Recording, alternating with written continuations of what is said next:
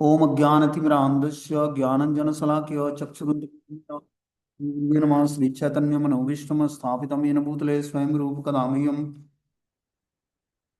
ददाति स्वपदान्तिकं वन्देऽहं श्रीगुरुं श्रीयुतपदकमलं श्रीगुरून् श्रीरूपं साग्रजातं सगण रघुनाथान्वितं तं सजीवं साद्वैतं सावधूतं परिजनसहितं कृष्णचैतन्यदेवं श्रीराधाकृष्णपादान् सगण ललिता श्रीविशाखान्विताश्च नारायणं नमस्कृत्यं नरं चैव नरोत्तमं देवीं सरस्वतीं व्यासं ततो जयमुदीरये सुनुतां स्वकथा कृष्ण पुण्यश्रवणकीर्तनं हृदयन्तस्त्रीभद्राणि विधनोति सुरसदां नष्टप्रायेषु भद्रेषु नित्यं भागवत सेव्या भगवती उत्तम श्लोके भक्तिर्भवति नैष्ठिकी तदा रजस्तमो भावा काम लोभादयश्चेत् चेत् एते निरावृतं स्थित सत्ये प्रसिद्धति एवं प्रसन्नमनसो भगवद्भक्ति योगता भगवतत्त्व विज्ञान मुक्त संगस्य जायते विद्यन्ते हृदयं ग्रन्थि छिद्यन्ते सर्वसंशयं क्षीयन्ते चास्य कर्माणि दृष्ट्वा एवात्मनेश्वरे धर्मप्रोजितो कैटप्पु अनत्रो परमो निर्मत्सराणं स्तां वेद्यं वास्त्रमत्रवस्सु शिवदं तापत्रय उन्मूलनं श्रीमद्भागवतं महामुनिकृतं किंवा परेरीश्वरं संघो रुद्यति कृतभिः सुतक्षणात् निगम कल्पतरु गलितं फलं सुखमुखाद्रविमत सन्निमितं पिबत भागवतं रसमाल्यं मुहुरको रसिका विभुव्यावक सच्चिदानन्दरूपाय विशुद्धि हेतवे तापत्रय विनाशाय श्रीकृष्णाय वयं नमः संसार सागरे मग्नं दीनं मातृणानिधि कर्मग्राह वृत्तांगं मामुद्वं श्रीमद्भागवतम आख्यानं प्रत्यक्षं कृष्णैः स्वीकृतोऽस्मै अनाथं मुक्तार्थं भवसागरे मनोरथो मदीयं सफलं सर्वतादेवं निर्विघ्नेनैव कर्तव्यं दासोऽहं तं केशवं सुखरूपं प्रबोधव्यं सर्वशास्त्रं विशारदम् एतत् कथा प्रकाशेन मद्ज्ञानाविनाशय भवे भवे यथा भक्ति पादयोस्तव जायते तथा कुरुष्व देवस्य नाथस्तु नो हितं प्रभु नाम संकीर्तनं यस्य सर्वपापप्रणाशनं प्रणामो दुःखशमनं तम नमामि हरिपरम आराध्यो भगवान् ब्रजेशतनियो तद्धाम वृंदावनम रम्याकाचिदुपासना व्रजवधु वर्गीनया कल्पिता श्रीमद्भागवतं प्रमाण अमलम प्रेमोपमार्थो महान श्री चैतन्य महाप्रभु मद्विदं तत्रादरुणा हे कृष्ण करुणा सिंधु दीनबंधु जगतपतये गोपेश गोपिका कांत राधा कांत नमस्तुते तप्तकांचन गौरांगे श्री राधे वृंदावनेश्वरी वृषभानुसुते देवी प्रणमामि हरिप्रिय वाञ्छाकल्पतरुवक्षा कृपा सिन्धुभ्यो च पतितानां पावनेभ्यो वैष्णवेभ्यो नमः जय श्री कृष्ण चैतन्य प्रभु नित्यानंद श्री अद्वैत गदाधर श्रीवासादि श्री गौर भक्तवृंद हरे कृष्णा कृष्ण कृष्ण हरे हरे हरे राम राम राम हरे हरे। तो इसमें आज हम लोग को श्रीमद् भागवतम का स्कंद संख्या 8 अध्याय संख्या 6 और श्लोक संख्या 12 नंबर पढ़ना है। टाइटल है देवताओं द्वारा असुरों देवता तथा असुरों द्वारा संधि की घोषणा।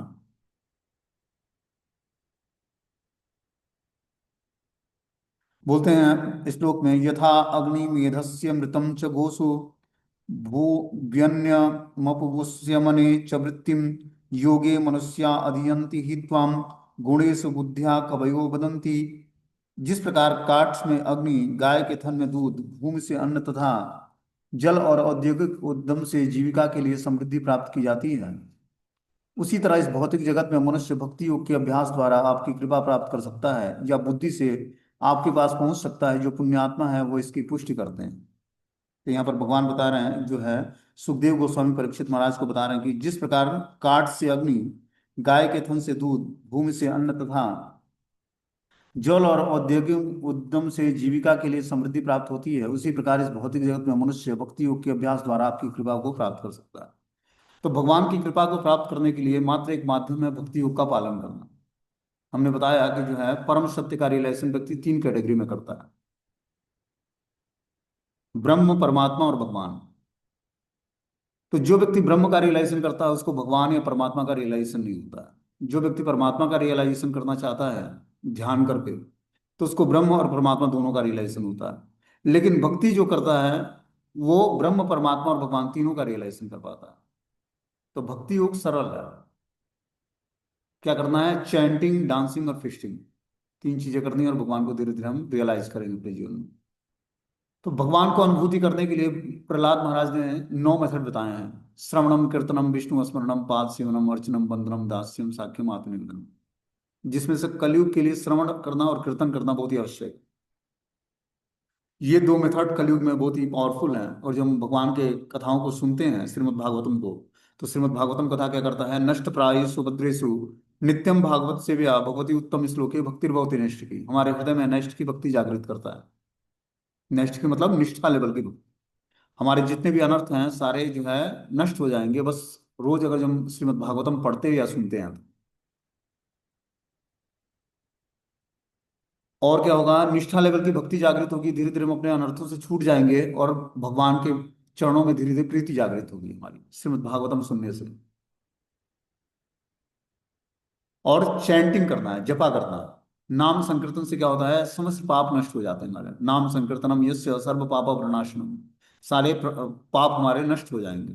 प्रणामो दुख शमनम, भगवान को प्रणाम करने से सारे हमारे दुख शमित हो जाएंगे। भौतिक संसार में हर व्यक्ति दुखी है, हर व्यक्ति तलाश में है कि कोई हमें प्रसन्न कर दे, आनंद प्रदान कर दे।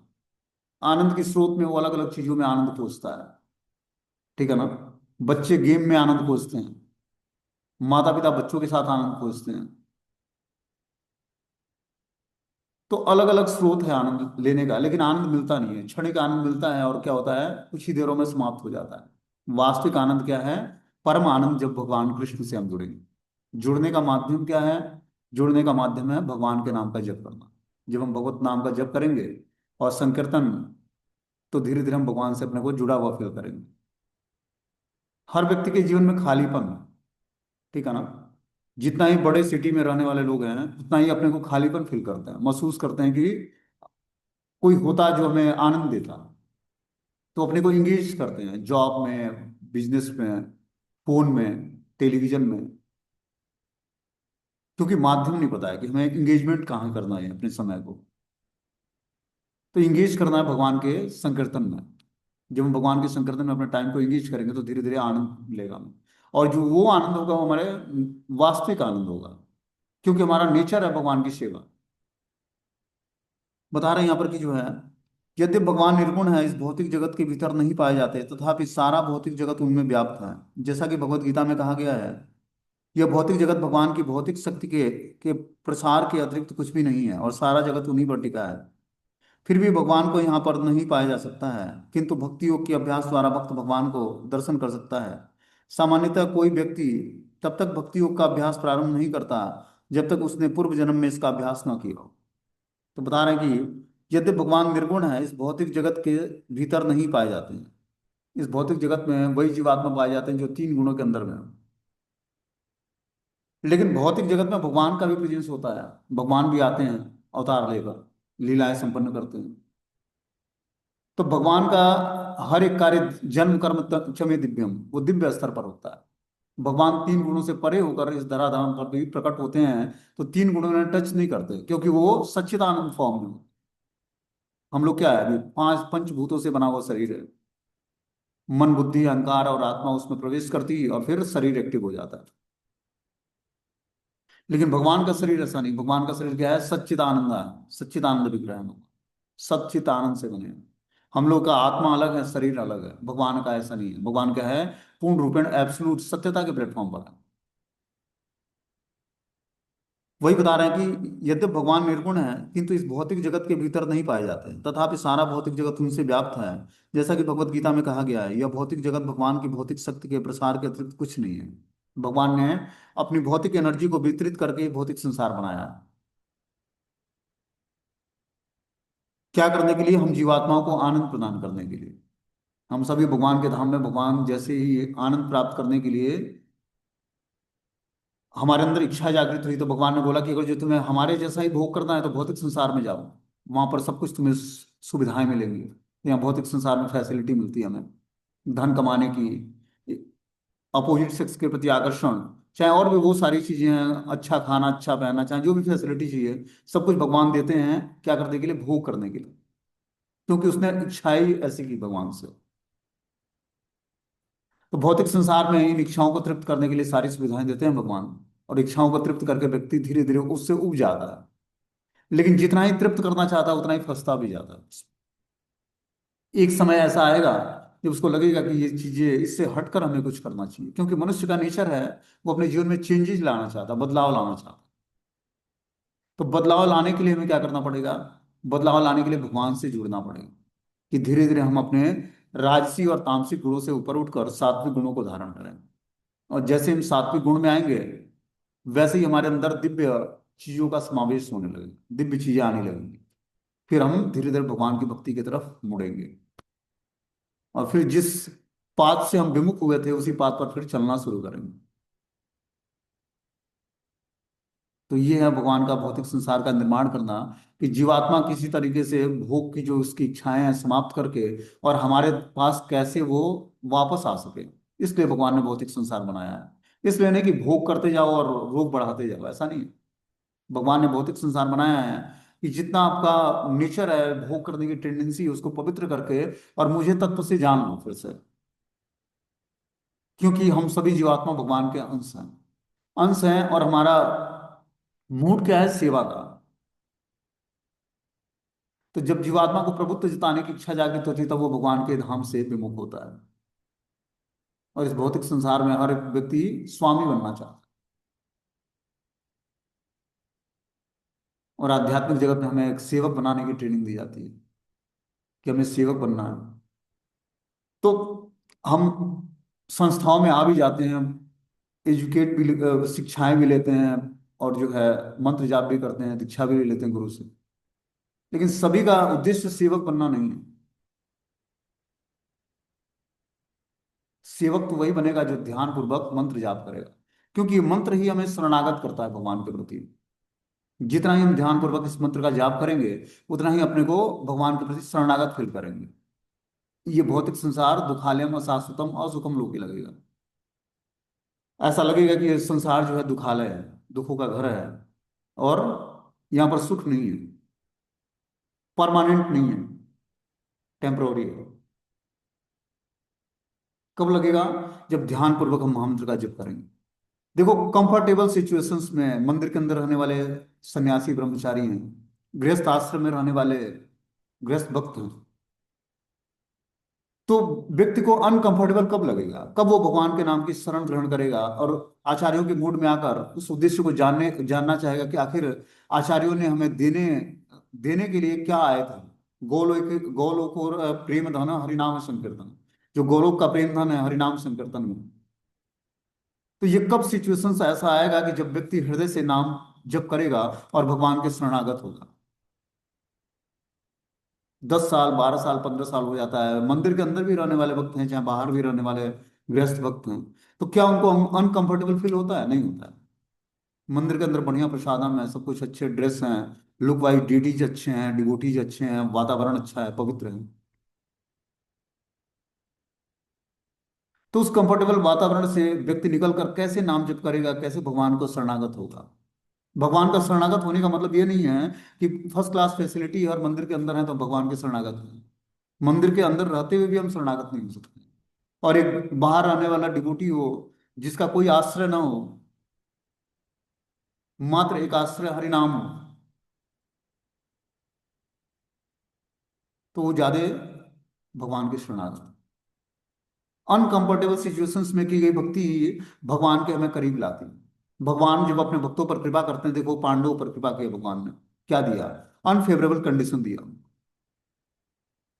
कुंती माता प्रार्थना करती है, प्रभु जब आप हमें अनेकों हमारे ऊपर विपत्तियां आई तब आप हमारे साथ, आज हमें राज्य मिल गया और आप हमें छोड़कर जा रहे हैं। आप हमें फिर से वो विपत्ति दीजिए जिसके कारण आपका संग न छोड़ना पड़े। तो अनकंफर्टेबल सिचुएशंस में जो भक्ति हम करते हैं, भगवान उसमें हमारे साथ प्रेजेंट हो, और हम भगवान से रिसिप्रोकेशन, हमारा आदान प्रदान होता है, हम रियलाइज करते हैं कि कृष्ण हमारे जीवन में हैं। तो अनकंफर्टेबल सिचुएशंस में की गई भक्ति व्यक्ति को ज्यादा एडवांसमेंट देती है। और जब तक हम लोग अच्छे तरीके से भक्ति करने का प्रयास नहीं करेंगे तब तक हम अपने गुरु आचार्य की अच्छे तरीके से सेवा भी नहीं कर पाएंगे, उनके मूड को समझ ही नहीं पाएंगे। सेवाएं हमारी मैकेनिकली बन के रह जाएंगी कि चलो हमें जो मंदिर के अंदर डिबूटी 8 घंटे सेवा कर दी हैं और अपनी साधना पूरी कर लेनी है बस से, और बढ़िया प्रसाद खाना, बढ़िया अच्छे तरीके से अपना लिविंग स्टैंडर्ड होना चाहिए। मंदिर के अंदर है तो क्या होगा? उसने अपना जीवन बना लिया। एक गृहस्थ बेचारा है, धन कमाता है, अपने परिवार को मेंटेन करता है, उसने हम सोच लिया कि हमारी 25,000 रुपये सैलरी है, इसी में अपने परिवार को मेंटेन करना है, तो उस हिसाब से अपने इनकम के हिसाब से वो अपना दिनचर्या सेट कर लेता है कि बच्चों को मिडिल क्लास स्कूल में पढ़ाना है, और मिडिल क्लास मतलब स्टैंडर्ड को फॉलो करना। थोड़ा सा हायर उसका इनकम है तो वो अपने इनकम के हिसाब से अगली सीढ़ी पे चला जाता है, अगले स्टेप पे को फॉलो करता है। तो क्या है कि देखो, जब तक हम अनकंफर्टेबल सिचुएशंस हमारे जीवन में तब आएंगे जब हम तीव्रता से नाम का जप करेंगे, गुरु का आश्रय लेंगे। तब जाकर हमारी सिचुएशन, हमारे जीवन में सिचुएशंस ऐसा आएगा, क्योंकि एग्जाम होगा इस रास्ते पर। और जब तक हमारा एग्जाम नहीं होगा तब तक हम आगे ग्रोथ नहीं करेंगे। सही बात तो ये, वास्तविकता ये है। विशेष कृपा जब होती है भगवान की, तो भगवान अनकंफर्टेबल सिचुएशंस देते हैं। कृष्ण की कृपा ही अनकंफर्टेबल सिचुएशंस में हम देख पाते हैं। और तब हमें पता लगता है कि भक्ति के किस स्टैंडर्ड पे हम खड़े हैं, क्या हम फॉलो कर रहे हैं, कितना हमने एडवांसमेंट किया है। प्रमाणिक गुरु से दीक्षा ले लेना भक्ति का स्टैंडर्ड नहीं है। भक्ति का स्टैंडर्ड क्या है कि हम अनकंफर्टेबल सिचुएशंस में कितना कृष्ण के करीब हैं, कितना कृष्ण पर आश्रय लिया है, कितना गुरु का आश्रय हमने लिया,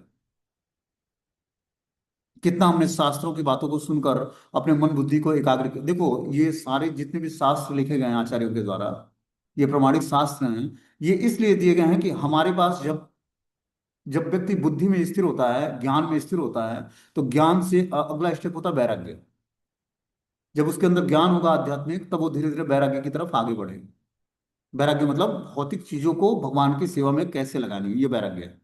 वैराग्य मतलब त्यागना नहीं है। वैराग्य का मतलब है स्वीकार करना, किसके लिए? कृष्ण सेवा के लिए, गुरु सेवा के लिए। तो जब वो हर चीजों को भगवान की सेवा, दिव्य सेवा में लगाने लगता है, तब वो जान पाता है कि भक्ति क्या है। क्योंकि भक्ति के दो पुत्र हैं, ज्ञान और वैराग्य। जब हम ज्ञान और वैराग्य को जीवन में धारण करते हैं, तब हमारे हृदय में भक्ति प्रकट होती है। इसीलिए ज्ञान आवश्यक, इसीलिए इतने शास्त्र लिखे गए हैं। जब हम भगवत गीता के अनुसार जीवन जीना शुरू करते हैं, और भागवतम के अनुसार हम अपने जीवन को ढालना शुरू करते हैं, भगवत गीता के हिसाब से जब हम जीवन जिएंगे, तो भागवतम के हिसाब से हमारा जीवन ढलने लगेगा। क्योंकि भागवतम की स्टडी बुक है। जब आप भगवान के शुद्ध भक्त बन जाओगे, तो इसके किसी न किसी करेक्टर से, आप स्त्री शरीर में हो या पुरुष शरीर में, आपका जीवन उससे मैच करेगा। उसी डिवोटीज को फॉलो करके आप भगवत धाम जाओगे।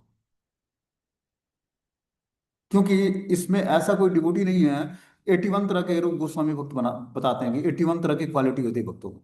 81 प्रकार के भक्त होते हैं, 81 तरह। तो जो 81 तरह के भक्त होते हैं, उनका सारे का वर्णन इस श्रीमद् भागवतम में है। जब हम शुद्ध भक्ति करने लगेंगे, तो हमारा चरित्र इन श्रीमद् भागवतम के किसी न किसी करेक्टर से मिलना शुरू हो जाएगा। उसी करेक्टर को फॉलो करके हम भगवान के धाम चले जाएंगे। और कोई शास्त्र लिखा ही नहीं व्यास ने भगवान की शुद्ध भक्ति के बारे में। 17 पुराणों को लिखने के बाद भी वो दुखी थे। तो नारद मुनि ने बताया कि आपको क्या करना है, कृष्ण के पवित्र चरित्र का वर्णन करना। इसीलिए आप दुखी हो कि भगवान की प्योर डिवोशनल सर्विस जो है, उसके बारे में आपने वर्णन करा ही नहीं। तब उन्होंने श्रीमद् भागवतम की रचना की है, व्यास ने उन्होंने। तो ये श्रीमद् भागवतम क्या है? केस स्टडी बुक है। इसकी हर एक लीलाएं अद्भुत हैं और भगवान से जोड़ने वाली हैं, और हमारे हृदय में भक्ति प्रकट करने वाले हैं। इसीलिए हमें क्या करना चाहिए? नित्य ही इसको पढ़ना चाहिए और सुनना चाहिए। आगे बता रहे हैं कि जो है, केवल भक्ति योग के अभ्यास से ही भगवान की कृपा प्राप्त की जा सकती है और उनका साक्षात्कार किया जा सकता है। प्रेमांजन छुरित भक्ति विलोचने न संतम सुदे हृदय से विलोकयन्ति। भगवान को कर्म, ज्ञान और योग जैसी अन्य विधियों से नहीं देखा जा सकता। मनुष्य भक्ति योग का अनुशीलन गुरु के निर्देश में कर सकता है, तब भक्त भगवान को इस जगत में भी देख सकता है, यद्यपि वे अदृश्य रहते हैं। इसकी पुष्टि भगवत गीता में हुई है कि भक्त्या माम अभिजानाति यावन यह चास्मी तत्वता। तो बता रहे हैं कि जो है, जब तक व्यक्ति प्रेमांजन छुरित भक्ति विलोचन है ना, नेत्रों में भक्ति रूपी प्रेम का अंजन नहीं लगा होगा, तब तक हम भगवान को रियलाइज नहीं कर सकते अपने जीवन में। भक्ति करके ही हम भगवान को रियलाइज कर सकते हैं। तो क्या हम भक्ति करते हैं रेगुलर रोजमर्रा के जीवन में अपने? तो भगवान का प्रेजेंस अनुभव होता है? क्या हमने कभी लगता है कि मैं आश्रय भगवान का लिया हूँ? और जब हम अच्छे तरीके से मंत्र जाप करेंगे, तो धीरे धीरे हमें रियलाइज होगा कि कृष्ण हमारे साथ हैं और हमने उन्हीं का आश्रय लिया हुआ है। अभी हमारे आश्रय तब तो बहुत सारे होते हैं। धन आश्रय होता है, माता पिता आश्रय होते हैं, पति आश्रय होता है, बच्चे आश्रय होते हैं, बैंक बैलेंस, गाड़ी, बंगला, मोबाइल, ऑफिस कार्यालय में बॉस, बिजनेस में क्लाइंट, हमारे बहुत सारे आश्रय तत्व हैं। लेकिन कभी क्या हमने आश्रय तत्व को, कृष्ण को जाना कि हमारे वास्तविक आश्रय तत्व तो भगवान है। ये तभी हम आश्रय तत्व को पहचान पाएंगे जब हम ध्यान पूर्वक महामंत्र का जप करें। और एक दिन नहीं, रेगुलर करना पड़ेगा। दीक्षा का मतलब होता है रिस्पॉन्सिबिलिटी लेना। क्या रिस्पॉन्सिबिलिटी? कि 16 माला का ध्यान पूर्वक जप करें, 4 नियमों का दृढ़ता से पालन। ये रिस्पॉन्सिबिलिटी हमने लिया गुरु से पहले।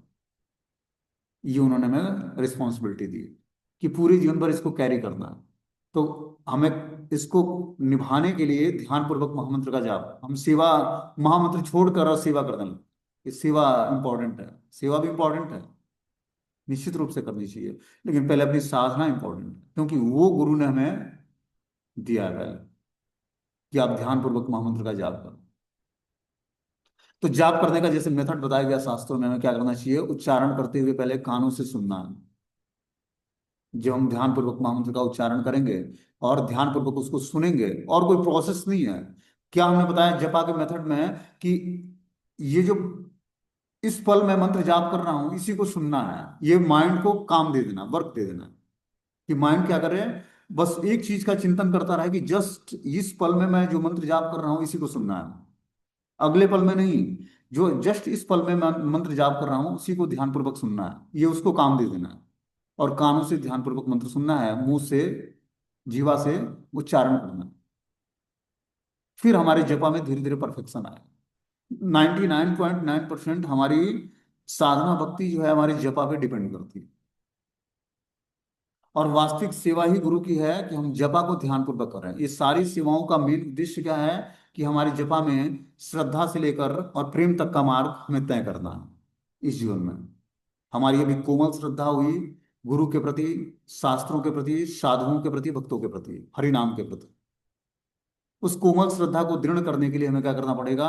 गुरु साधु शास्त्र के अनुसार अपने जीवन को ढालना पड़ेगा और महामंत्र का ध्यान पूर्वक जप करना पड़ेगा। तब हम श्रद्धा से साधु संग, भजन क्रिया, अनर्थ निवृत्ति, निष्ठा, रुचि, आसक्ति, भाव और शुद्ध प्रेम, इस स्थिति तक पहुंच पाएंगे।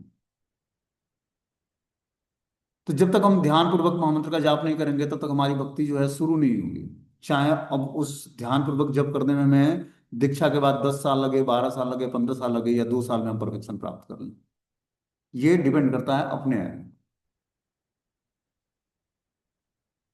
हर एक जीवात्मा को गुरु की कृपा मिलने के बाद अपने ऊपर खुद कृपा करनी पड़ेगी। ये रास्ता ऐसा है कि बहुनाम जन्म नामंते ज्ञानवान वह प्रपद्यते। कि बहुनाम जन्म नामंते, बहुत जन्मों के बाद व्यक्ति जान पाता है कि वासुदेव सर्व इति स महात्मा सुदुर्लभ। कि वासुदेव भगवान कृष्ण ही समस्त कारणों के कारण। इतना तो हमने रियलाइज कर लिया, तभी तो हमने भक्ति को स्वीकार किया कि कृष्ण नाम का उच्चारण करके हमें सब कुछ प्राप्त हो सकता है। भगवान का नाम कल्पतरु है, सब कुछ देने में समर्थ है। तो सब कुछ जब देने में समर्थ है तो इसको हम जब ध्यान पूर्वक जाप करते हैं तो सब कुछ ये देता है। अपराध पूर्वक नाम लेने से हमारी सारी भौतिक इच्छाएं पूर्ण हो जाती हैं। नामाभास की स्थिति में वैकुंठ चला जाता है व्यक्ति। और शुद्ध नाम में तो गोलोक के प्रेम धन हरिनाम संकीर्तन, गोलोक का प्रेम धन देने वाला। वैकुंठ जाना और गोलोक जाने में, इसमें जमीन आसमान का अंतर है। तो नामाभास की स्थिति में व्यक्ति वैकुंठ जा सकता है लेकिन गोलोक नहीं जा सकता। भगवान के वृंदावन धाम में प्रवेश नहीं है। वृंदावन धाम में तो भगवान की शुद्ध भक्ति, प्रेमा भक्ति को ही प्राप्त करके जा सकता है। वैकुंठ में दास्य भाव से लक्ष्मी नारायण की सेवा कर सकता है, लेकिन प्रेममय, प्रेम पूर्ण सेवा जो कृष्ण की है, इष्ट आराध्या राधा रानी के साथ, वो तो गोलोक धाम में ही प्राप्त होता है। वो प्रेमा भक्ति प्राप्त करने पर ही प्राप्त होगा। क्या? परफेक्शन के साथ जपा करते करते धीरे धीरे हम प्रेम भक्ति को प्राप्त कर लेंगे। भगवान के नाम रूप गुण लीला धाम हमारे हृदय में प्रकट हो जाएगा। और जहाँ भगवान का नित्य निवास है वही वृंदावन धाम है। हृदय ही वृंदावन धाम है। कब? जब हृदय पवित्र हो जाएगा, जब भगवान का नाम, नाम से लीला, रूप, गुण और धाम, चारों चीज प्रकट हो जाने हैं।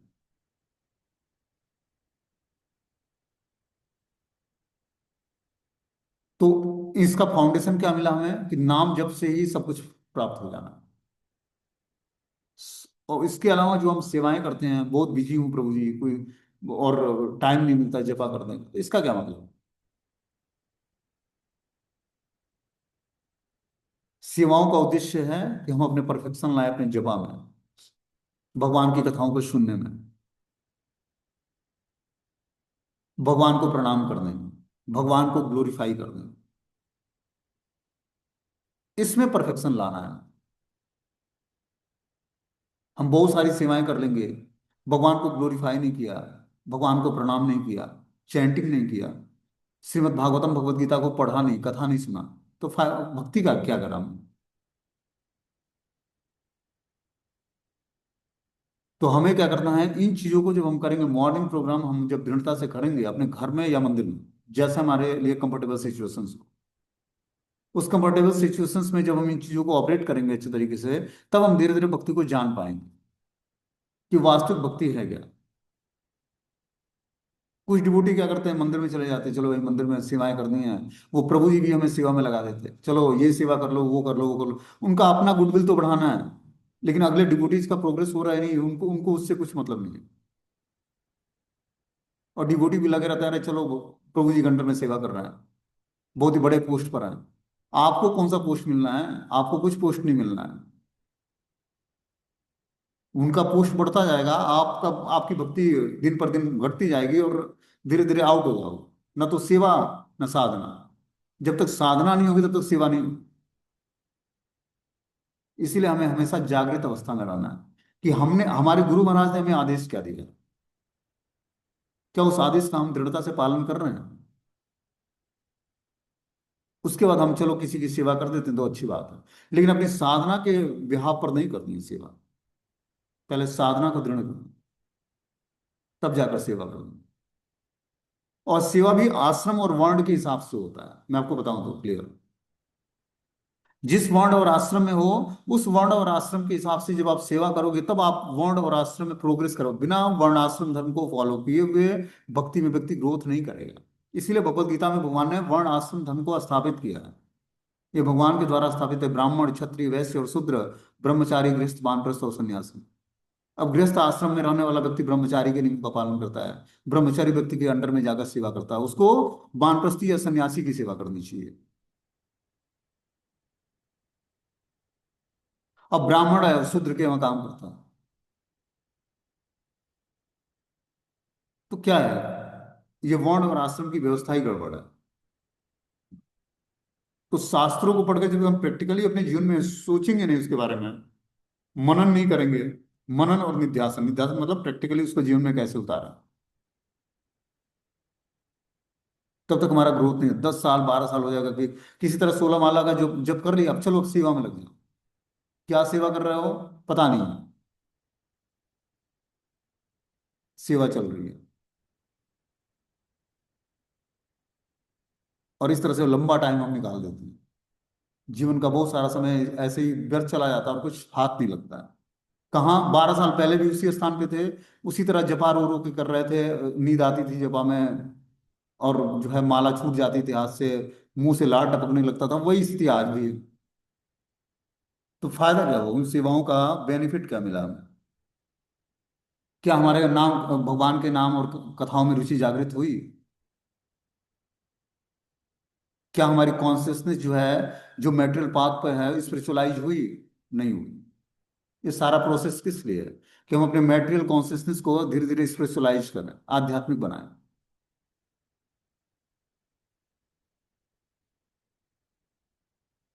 क्या हमारे जपा में परफेक्शन आया? क्या हमारे मॉर्निंग प्रोग्राम में हम और दृढ़ता पूर्वक लगे? नहीं लगे। वही स्थिति जो 12 साल पहले थी, दीक्षा से पहले, वही स्थिति 12 साल बाद में।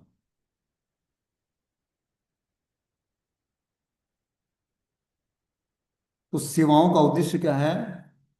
साधना में परफेक्शन आना। इसको नोट करके लगाना चाहिए सामने अपने। सेवा का उद्देश्य क्या है? साधना में परफेक्शन आना। शुरुआत में हम साधना में जुड़ते हैं, बहुत अच्छा लगता है कि मंदिर में अच्छा प्रसादम है, अच्छे ड्यूटीज हैं श्रृंगारित, भगवान के भक्त लोग अच्छे हैं, सबको एक लाइन से प्रणाम करते हैं। धीरे धीरे हमारी, जैसे जैसे टाइम बार बढ़ता जाता है, विश्वास कम होने लगता है भक्ति के प्रोसेस में। क्यों? अपराध करने की टेंडेंसी बढ़ती जाती है, या फिर नियमों में ढीलापन आने लगता है। इसलिए क्या है, भक्ति के प्रोसेस को इंडिविजुअल सेल्फ डिपेंडेंट होकर छिपा के करनी है। प्रोसेस को समझना है, कुछ दिनों तक डिवोटीज के साथ में प्रैक्टिस करनी है, फिर अच्छे तरीके से प्रैक्टिस हो जाए, फिर उसको परफेक्शन के साथ खुद करने का प्रयास करना है। जैसे क्या होता है, एक माता अपने बच्चे को चलाना चाहती है, तो कुछ दिन पहले उसको हाथ पकड़ा के चलाती है कुछ दूर तक। फिर जब वो चलने लगता है हाथ पकड़ के, तो उसको हाथ छुड़ा देती है। फिर गिरता है, फिर उठाती है, फिर हाथ पकड़ाती है, फिर चलाती है। फिर गिरता है, फिर उठाती है उसको। इसी तरह भक्ति का प्रोसेस। जब हम दृढ़ता पूर्वक किसी आचार्य या गुरु या जो भी मेंटर बोले उनके साथ हम चलने का प्रयास करते हैं, तो पहले उसमें परफेक्शन लाएं। आध्यात्मिक ज्ञान को सुने, सीखे, समझें, और प्रैक्टिकली उसको करने का अच्छे तरीके से प्रयास करें। फिर भक्ति के प्रोसेस को जब हम अच्छे तरीके से समझ जाएं, प्रैक्टिकली कर लें कि अब हमारा मन बुद्धि भटकता नहीं है, तो एकाग्रता पूर्वक जो है उस प्रोसेस को समझ कर उसमें लगने का प्रयास करें। तब धीरे धीरे परफेक्शन आएगा। जो व्यक्ति आध्यात्मिक रास्ते पर अकेले चलना सीख लिया, कुछ दिनों में उसके पीछे भीड़ लग जाएगी। स्त्री या पुरुष से मतलब नहीं। ये प्रोसेस बहुत तगड़ा है, बस इसको आदमी फॉलो करे। शुद्ध भक्तों के समूह में शुद्ध भक्त तो बनता है, लेकिन शुद्ध भक्त अकेले ही जाता है भगवान के नाम। एक ही टीचर एक ही क्लास में बहुत सारे डिवोटीज को पढ़ाते हैं, सब भक्ति में परफेक्शन नहीं प्राप्त करते हैं। हमने बताया ना कि एक सामने जो है राज सिंहासन रखा हुआ था, उस राज्य में राजा नहीं था। तो नगर में अनाउंसमेंट हुआ कि जो भी राज सिंहासन पर पहले जाकर बैठेगा उसी को राजा बना दिया जाएगा। लेकिन राज सिंहासन बहुत दूर रखा हुआ था, बीच में बहुत सारे भोग विलास की सामग्रियां थी, भोग विलास के साधन थे। कहीं आरामदेह गद्दा लगा हुआ है, कहीं सोफा लगा हुआ है, कहीं खाने पीने की अच्छी व्यवस्था है, कहीं म्यूजिक लगा हुआ है। तो सभी राज्य के नागरिक जो है सोचे कि मैं पहले पहुंच जाऊंगा, क्या दिक्कत है, थोड़ा सा सो लेते हैं या बैठ जाते हैं, थोड़ा सा रेस्ट कर लेते हैं, कुछ खा लेते हैं, कुछ म्यूजिक देख लेते हैं। लेकिन एक व्यक्ति था सन्यासी, उस संसार से विरक्त था, जाकर राज सिंहासन पर बैठ गया। उसको राज सिंहासन से भी आसक्ति नहीं थी, उसको राजा नहीं बनना था।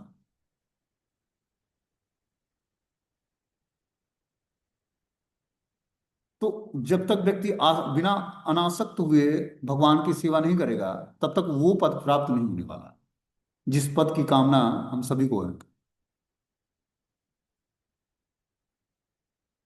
भक्ति में भी आकर आसक्ति हो जाती है, पोस्ट से, पोजीशन से, सेवाओं से, उस घर से, कुछ डिवोटीज से, जिसके कारण हमारा ग्रोथ नहीं होता है।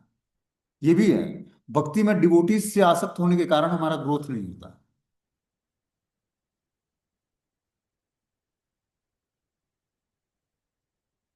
ये भी बहुत इंपॉर्टेंट पॉइंट है।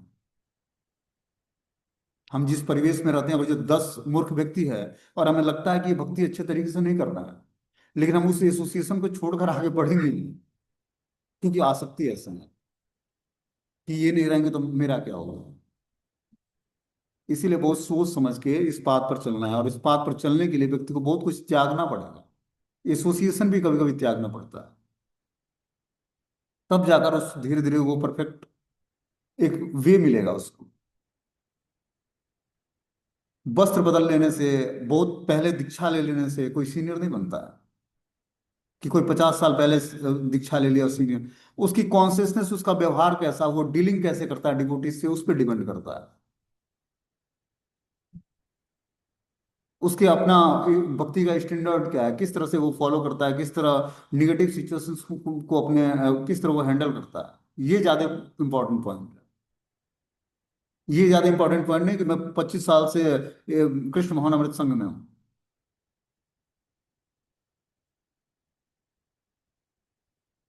ये है कि 2 साल पहले आया वो व्यक्ति कितना कुछ गेन कर लिया, कितना कुछ रियलाइज कर लिया, जान गया, कितनी अनुभूतियां कर लिया। रियलाइजेशन के ब्याह पर सीनियर होता है।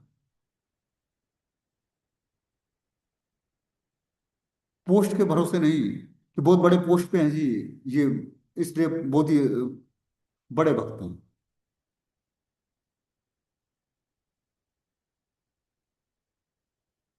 तो हमें स्थिति को समझना पड़ेगा कि किस स्थिति में हम हैं और कहाँ जाना है। ये तभी हम कर पाएंगे अच्छे तरीके से जब हम भक्ति के नियमों को, सिद्धांतों को ध्यानपूर्वक पढ़ेंगे। ये शास्त्र जो लिखे गए हैं विटामिन्स की तरह हमारे। महामंत्र क्या है? हमारे हृदय को स्वच्छ करने वाला है। चेतो दर्पण मार्जनम भव महादावाग्नि निर्वापणम, श्रेयो पैरो चंद्रिका वितरणम विद्यावधू जीवनम, आनंदाम बुद्धिवर्धनम प्रतिपदम पूर्णामृत आस्वादनम सर्वात्मनम परम विजिते श्री कृष्ण संकीर्तनम। जब तक हमारा श्रवण और कीर्तन और पठन, स्वाध्याय यज्ञ, संकीर्तन यज्ञ से हम परफेक्शन के साथ जुड़ेंगे नहीं, तब तक हमारा आध्यात्मिक प्रोग्रेस नहीं होना है। चाहे हम कितनी भी सेवा कर लें मंदिर के अंदर, किसी सन्यासी आचार्य की, ब्रह्मचारी की, गृहस्थ की, वानप्रस्थी की, किसी की भी सेवा एज ए सपोर्टेबल होता है, बस सपोर्ट करता है, हमें स्वीकृति प्रदान करता है।